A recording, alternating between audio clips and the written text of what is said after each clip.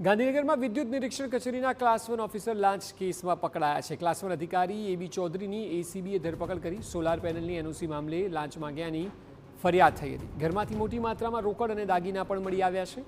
અમદાવાદ અને સુરતના ઘરે હવે એસીબી દ્વારા સઘન સર્ચ ઓપરેશન હાથ ધરવામાં આવ્યું છે। આપને જાણીને નવાઈ લાગશે કે અધિકારીની કારમાંથી જ 5 લાખ રૂપિયા રોકડા ઝડપાયા છે। તો અધિકારી ક્લાસ 1 ઓફિસર છે અને તેઓ પોતે વિદ્યુત નિરીક્ષણ કચેરીમાં કામ કરે છે, ત્યાં લાંચ લેતા ઝડપાયા છે।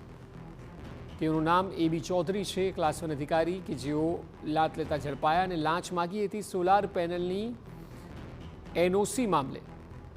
ત્યારબાદ એસીબીને જાણ કરવામાં આવી। એસીબીએ છટકું ગોઠવ્યું અને એસીબીની ટ્રેપમાં તેઓ આવી ગયા।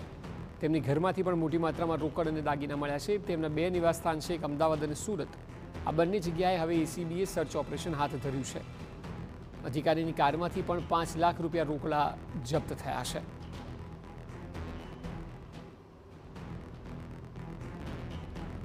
ઘરમાંથી પણ મોટી માત્રામાં રોકડ અને દાગીના મળવાની પૂરેપૂરી આશંકા છે અને હાલ તેઓના નિવાસસ્થાને પણ ચેકિંગ હાથ ધરવામાં આવ્યું છે।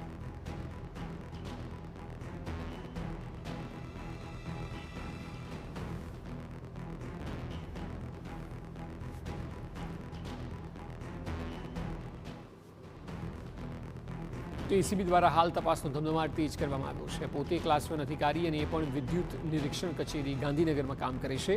તેઓનું નામ એબી ચૌધરી છે। આ અગાઉ પણ તેઓએ કોઈ કરપ્શન કર્યું છે કે કેમ, તેમનો ટ્રેક રેકોર્ડ કેવો છે, આ તમામ બાબતોની તપાસ હાથ ધરાશે, કારણ કે ગાડીમાંથી જ 5 લાખ રૂપિયા રોકડા મળ્યા છે। તેઓના 2 ઘર પણ છે। એ ઘરમાં હાલ એસીબી દ્વારા સુરત અને અમદાવાદના નિવાસસ્થાને ચેકિંગ હાથ ધરાયું છે